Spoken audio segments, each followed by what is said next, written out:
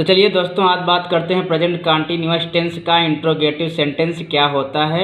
इससे पहले यदि आपने हमारे चैनल को सब्सक्राइब नहीं किया है तो सब्सक्राइब कर दीजिए और अपने दोस्त को सहयोग कीजिए। चलिए देखते हैं।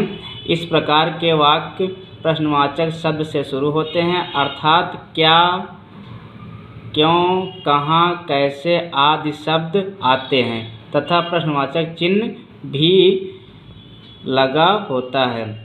तो वाक्य बनाने के नियम क्या हैं? एक वचनकर्ता के साथ सहायक क्रिया इज का प्रयोग करते हैं। इंग्लिश में देख लीजिए, यहाँ पे लिखा है कि singular number use two is. ठीक है। दूसरा नंबर क्या है? बहुवचनकर्ता के साथ सहायक क्रिया आर का प्रयोग करते हैं। ठीक है। इसको इंग्लिश में लिख रखा है plural number use to are. ठीक है। तीसरा नंबर क्या है? कर्ता आई के साथ एम का प्रयोग करते हैं। ठीक है। इंग्लिश में लिख रखा है कि आई यूज टू एम। ठीक है। तो आइए आगे देखते हैं। आगे रूल लिखते हैं इसका।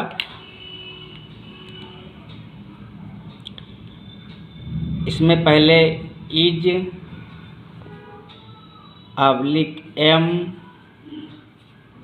अब्लिक आर प्लस सब्जेक्ट हो जाएगा SUBJECT subject plus main verb की फर्स्ट फॉर्म क्या हो जाएगी? मेन वर्ब की first form plus object OBJECT object plus प्रश्नवाचक चिन्ह लग जाएगा। ठीक है।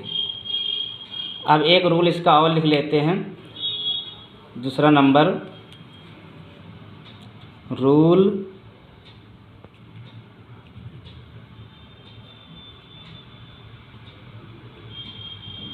नंबर 2। ठीक है। रूल नंबर 2 क्या है? WH मतलब होता है WH वाली फैमिली, यानी व्हाट, व्हाई, व्हेन, वेयर, ये सभी। ठीक है। ये सब WH से शुरू होते हैं ना, इसलिए इनका नाम WH फैमिली रखा गया है। अगला देखते हैं इसके बाद क्या होता है। इसके बाद फिर इज अब्लिक are plus am plus subject plus main verb की first form plus object OBJECT और प्लस प्रश्नवाचक चिन्ह। ठीक है। ये पहला वाला रूल तब अप्लाई होगा जब हमारे प्रश्नवाचक शब्द जो होंगे वो टेंस की शुरुआत में आएंगे, तब ये वाला रूल फॉलो करेंगे। ठीक है। और जब प्रश्नवाचक शब्द हमारे टेंस के बीच में आएंगे तब हम ये वाला फार्मूला यूज करते हैं। ठीक है। तो चलिए पहले टेंस करेंगे, तब समझ में आ जाएगा कौन कहाँ पे यूज होता है। ठीक है। तो चलिए देखते हैं।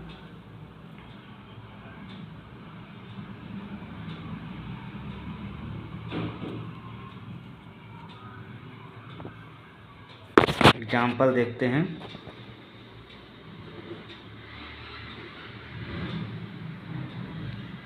क्या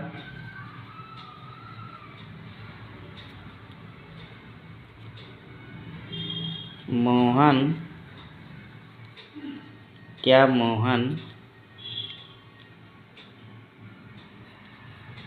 किताब पढ़ रहा है।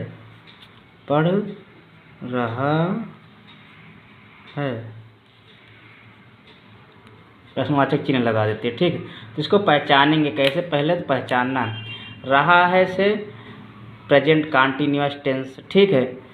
क्या शब्द लगा है, इससे प्रेजेंट कंटीन्यूअस का इंट्रोगेटिव सेंटेंस है। ठीक है, तो चलिए देखते करते कैसे हम।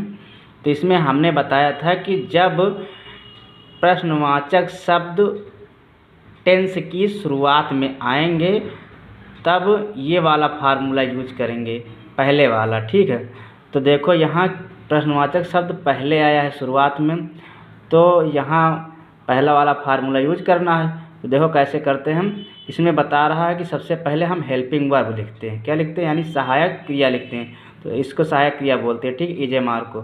तो इसको पहले लिखते हैं। तो इसमें हम क्या लिखेंगे, देखो यहाँ हमने लिखा रखा है कि एक वचनकर्ता के साथ सहायक क्रिया इज का प्रयोग करते हैं और बहुवचनकर्ता के साथ सहायक क्रिया आर का प्रयोग करते हैं, आई के साथ एम का प्रयोग करते हैं ना। तो यहाँ देखो, क्या मोहन किताब पढ़ रहा है। तो यहाँ मोहन क्या है, एक वचन है ना, यानी सिंगुलर नंबर है। तो मोहन एक वचन है, तो एक वचनकर्ता के साथ हम क्या यूज करेंगे, इज यूज करेंगे। तो यहाँ फार्मूला में सबसे पहले क्या दे रखा है, इज एम आर। तो इसमें तीनों में से एक यूज करना रहता है, लेकिन यहाँ टेंस में एक वचन है ना मोहन, तो मोहन एक वचन है, तो एक वचनकर्ता के साथ क्या यूज करते हैं, हम इज का प्रयोग करते हैं। सबसे पहले हम यहाँ लिखेंगे इज। क्या लिखेंगे, इज। मतलब जैसे फार्मूला में सेम उसी तरह बढ़ना रहता है। ठीक है, आगे इज के बाद इसमें तीनों में से एक यूज होगा। अब आगे बता रहा सब्जेक्ट। सब्जेक्ट क्या हमारा, मोहन, मतलब जो काम करने वाला होता है उसे सब्जेक्ट बोलते हैं। सब्जेक्ट हमारा यहाँ क्या है, मोहन है, तो मोहन की मीनिंग लिखेंगे। क्या लिखेंगे, मोहन। ठीक है, मोहन। अब आगे उसके बाद कह रहा है कि मेन वर्ब। मेन वर्ब को हिंदी में बोलते हैं मुख्य क्रिया। मेन वर्ब जो है हमारी क्या है, मेन वर्ब हमेशा लास्ट में होती। तो लास्ट में क्या है, पढ़ना। तो पढ़ने की मीनिंग क्या हो जाएगी, रीड, READ, रीड। ठीक है, इसमें क्या जोड़ना रहता है मेन वर्ब फर्स्ट फॉर्म में, ING। देखो हमने यहाँ नहीं लिख रखा है, यहाँ लिखे देते हैं मेन वर्ब की फर्स्ट फॉर्म में ING जोड़ देते हैं। यहाँ लिखे देते हैं छोटा सा ING। ठीक है, इसमें भी यही लिखे देते हैं, मेन वर्ब फर्स्ट फॉर्म में ING जोड़ देते हैं। क्या जोड़ देते हैं, ING। तो यहाँ जोड़े देते हैं। रीड है तो यहाँ क्या हो जाएगा, रीडिंग हो जाएगा, रीडिंग। उसके बाद में क्या रीड कर रहा है, बुक रीड कर रहा है ना, यानी किताब। तो किताब हमारा क्या है, कर्म है, यानी ऑब्जेक्ट को कर्म हिंदी में बोलते हैं। सबसे लास्ट में क्या मिल रहा, ऑब्जेक्ट ना, दी हमारा कर्म है। तो किताब की मीनिंग क्या हो जाएगी, यहाँ बुक हो जाएगी। क्या हो जाएगी, book. Is Mohan reading book. ठीक है, अब अगला देखते हैं, अगला टेंस कर लेते हैं।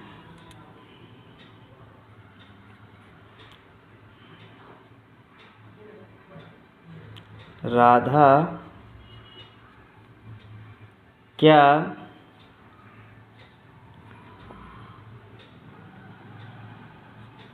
घूम रही है। राधा क्या घूम रही है। ठीक है, राधा क्या घूम रही है। अगर प्रश्नवाचक चिन्ह का विशेष ध्यान देना, प्रश्नवाचक चिन्ह नहीं लगा रहेगा तो गलत माना जाएगा। ठीक है, इस चीज़ का विशेष ध्यान देना। राधा क्या घूम रही है। अब देखो यहाँ क्या शब्द बीच में आया है ना, जब क्या शब्द बीच में आया है तो इसका मतलब है कि हमारा दूसरा नंबर वाला रूल फॉलो होगा। ठीक है, मतलब फार्मूला। ठीक है, तो दूसरे नंबर में पहले क्या हमने देखो WH लिखा रखा है, यानी इसका मतलब ये है कि जो प्रश्नवाचक शब्द बीच में आएगा उसकी मीनिंग हम पहले लिखेंगे। ठीक है, तो देखो क्या शब्द बीच में आया ना, तो इसमें हम पहले इसकी मीनिंग लिखेंगे। तो इसकी मीनिंग क्या हो जाएगी, व्हाट हो जाएगी। क्या हो जाएगी, व्हाट, व्हाट। उसके बाद में कह रहा इजे मार माँ से कोई लगाना है। तो देखो राधा क्या घूम रही है, राधा एक वचन है ना, यानी एक वचन है, एक वचन के साथ क्या यूज होगा, इज होगा। अब उसके बाद में इसमें से यूज हो गया, देखो इजे मार माँ से एक यूज होगा। अब आगे कह रहा सब्जेक्ट लिखिए। सब्जेक्ट हमारी क्या है, राधा है, तो राधा लिखेंगे, RADHA, राधा। और उसके बाद में मुख्य क्रिया लिख रहेंगे। मुख्य क्रिया हमारी क्या है, सबसे लास्ट में देखेंगे, घूमना। तो घूमना हमारी क्या है, मुख्य क्रिया है। तो घूमने की मीनिंग क्या हो जाएगी, वॉक हो जाएगी। वॉक की मीनिंग क्या होती है, WALK। और इसमें क्या जोड़ना रहता है, ING जोड़ना रहता है ना मुख्य क्रिया में, तो ING जोड़ देंगे तो वॉकिंग हो जाएगी। ठीक, अगला एक बहुवचन का देख लेते हैं। तीसरा नंबर, तुम क्या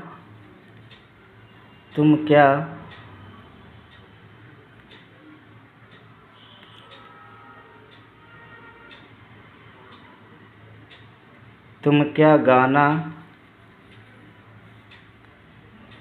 गा रही हो, तुम क्या गाने गा रही हो। इसको कैसे करेंगे, तुम क्या गाना गा रही हो। देखो यहाँ क्या शब्द बीच में आया ना, तो फिर वही बात, जब क्या, क्यों, कहाँ, कैसे, ये सभी प्रश्नवाचक शब्द बीच में अगर टेंस के आएंगे तो हम सबसे पहले उसकी मीनिंग लिखेंगे, यानी रूल नंबर 2 फॉलो करेंगे। तो चलिए देखते हैं क्या की मीनिंग क्या हो जाएगी, व्हाट हो जाएगी। पहले इसकी मीनिंग लिखते हैं व्हाट, है ना। उसके बाद में हेल्पिंग वर्ब लिखेंगे, तो हेल्पिंग वर्ब यहाँ क्या यूज हो जाएगा, आर होगा यूज। क्यों, क्योंकि तुम जो है हमारा बहुवचन है ना, तो पहले तो इसके बाद हम सब्जेक्ट लिखते हैं, तो व्हाट के बाद क्या लिखेंगे, सब्जेक्ट, वो सॉरी हेल्पिंग वर्ब लिखेंगे। तो हेल्पिंग वर्ब क्या हो जाएगी यहाँ पे, आर। तो उसके बाद में सब्जेक्ट लिखेंगे, सब्जेक्ट क्या है, तुम की मीनिंग क्या हो जाएगा, यू, ठीक है। उसके बाद में मुख्य क्रिया, मुख्य क्रिया क्या है, गाना, गा रही है, क्या है, गा रही है। क्या हो जाएगा इसका, सिंग हो जाएगा, क्या हो जाएगा, सिंग। और इसमें क्या जुड़ जाएगा, आईएनजी जुड़ जाएगा ना, तो सिंगिंग हो जाएगा, क्योंकि हमेशा मुख्य क्रिया में आईएनजी जुड़ती है। तो आईएनजी मतलब प्रेजेंट कंटीन्यूअस में केवल जुड़ती है, आईएनजी फॉर्म नहीं, तो सोच लो सभी में जुड़ती है, ठीक है। तो इसमें क्या हो जाएगा, सिंग, आईएनजी जुड़ जाएगा तो सिंगिंग हो जाएगा। अब गाना क्या हो जाएगी, सॉन्ग, ठीक है। तो आप लोग समझ में आ गया होगा। चलिए एक बार फिर से देख लेते हैं, तो समझ में आ जाएगा, कायदे से क्लियर हो जाएगा कॉन्सेप्ट। चलिए देखते हैं, प्रेजेंट कॉन्टिन्यूअस टेंस का इंट्रोगेटिव सेंटेंस, इसकी पहचान क्या होगी। इस प्रकार के वाक्य प्रश्नवाचक शब्द से शुरू होते हैं, अर्थात क्या, क्यों, कहाँ, कैसे आदि शब्द आते हैं तथा प्रश्नवाचक चिन्ह भी लगा होता है। वाक्य बनाने के नियम क्या हैं कि एक वचन कर्ता के साथ सहायक क्रिया इज का प्रयोग करते हैं, यानी singular number use two is. और दूसरा नंबर क्या है, बहुवचन कर्ता के साथ सहायक क्रिया आर का प्रयोग करते हैं, यानी plural number use to are, ठीक है। कॉन्सेप्ट क्लियर हो गया होगा आप लोगों को। तीसरा नंबर क्या है, कर्ता आई के साथ एम का प्रयोग करते हैं, आई यूज टू एम, ठीक है। रूल नंबर 1 क्या है, सबसे पहले सहायक क्रिया यानी is, am, are plus subject plus main verb की first form plus object. Is, am, are को हिंदी में बोलते हैं सहायक क्रिया, ये हमारी है। इसको इंग्लिश में हेल्पिंग वर्ब बोलते हैं और हिंदी में सहायक क्रिया बोलते हैं। ये सब्जेक्ट को हिंदी में कर्ता बोलते हैं, मेन वर्ब को मुख्य क्रिया और ऑब्जेक्ट को कर्म बोलते हैं, ठीक है। दूसरा नंबर रूल क्या है, पहले WH फैमिली यानी व्हाट, व्हाई, व्हेन, ये सभी पहले लिखे जाएंगे जब वाक्य के बीच में प्रश्नवाचक शब्द आएगा तब, ठीक है। यानी टेंस जब हम करेंगे, टेंस के बीच में अगर प्रश्नवाचक शब्द आता है तो दूसरा नंबर रूल लगाते हैं, यानी पहले WH प्लस उसके बाद में is, am, are plus subject plus main verb की फर्स्ट फॉर्म में ING जोड़ेंगे प्लस ऑब्जेक्ट, ठीक है। अब टेंस करके देख लेते हैं एक, क्या मोहन किताब पढ़ रहा है। तो देखो क्या शब्द पहले आया टेंस के ना, यानी टेंस के पहले प्रश्नवाचक शब्द मिल गया, तो इसके मतलब क्या है कि हम पहले वाला रूल फॉलो करेंगे ना। तो इसमें क्या हो जाएगा, यहाँ देखो इज लिखा हुआ है, एम, आर, जिसमें से एक यूज करना है। पहले तो देखना है कि ये हमारा टेंस एक वचन है या बहुवचन है, कैसा है। तो इसमें देखो मोहन किताब पढ़ रहा है ना, तो मोहन क्या है, एक वचन है ना, तो एक वचन कर्ता के साथ क्या यूज करते हैं, इज। तो इज मोहन, क्योंकि उसके बाद सब्जेक्ट लिखते हैं। उसके बाद मेन वर्ब हमारी क्या है, पढ़ना। तो पढ़ने की मीनिंग क्या हो जाएगी, रीड, इसमें ING जुड़ जाएगी, रीडिंग हो जाएगी, किताब की बुक। अगला देते हैं राधा घूम रही है। राधा क्या घूम रही है। देखो यहाँ प्रश्नवाचक शब्द बीच में आया है ना, जब प्रश्नवाचक शब्द बीच में आएंगे तो दूसरा नंबर फॉलो करेंगे, दूसरा नंबर रूल लगाएंगे, ठीक है। तो पहले अगर प्रश्नवाचक शब्द टेंस के बीच में आता है तो सबसे पहले हम उसकी मीनिंग लिखते हैं ना, तो क्या की मीनिंग क्या हो जाएगी, यहाँ पे व्हाट हो जाएगी। उसके बाद में एक वचन है तो इज, उसके बाद में सब्जेक्ट लिखना राधा, मुख्य क्रिया क्या है, घूमना, तो वाल्क हो जाएगी, इसमें ING जोड़ देंगे, व्हाट इज राधा वाल्किंग। तुम क्या गाना गा रही हो, तो अगला क्या है, तुम क्या गाना गा रही हो, तो तुम की मीनिंग क्या हो जाएगी, क्या की मीनिंग क्या हो जाएगी यहाँ व्हाट, क्योंकि बीच में आया है ना प्रश्नवाचक शब्द, जब बीच में आएगा तो सबसे पहले उसकी मीनिंग लिखेंगे, तो फिर सहायक क्रिया लिखेंगे, फिर सब्जेक्ट लिखेंगे। तो यहाँ पे व्हाट आर यू, उसके बाद में गाने की सिंग हो जाएगी, इसमें ING जुड़ जाएगी सिंगिंग, और गाना की सॉन्ग हो जाएगी। आगे देखते हैं, एक बता देते हैं, एक क्लियर हो जाएगी कि हम किसके साथ में यू के साथ में आर क्यों लगा है, ये भी बता देते हैं ताकि कॉन्सेप्ट क्लियर हो जाएगा कि हम किसके साथ में आर लगा सकते हैं, किसके साथ में इज लगा सकते हैं। ठीक है, तो चलिए देखते हैं fact number 1।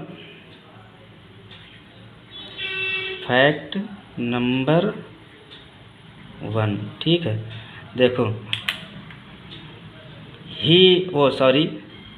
You comma we कामा दे, इसके साथ में हमेशा हम क्या यूज करेंगे, इसके साथ में हमेशा यूज करेंगे हम आर। क्या यूज करेंगे, आर। ठीक है, और फैक्ट नंबर 2 क्या है,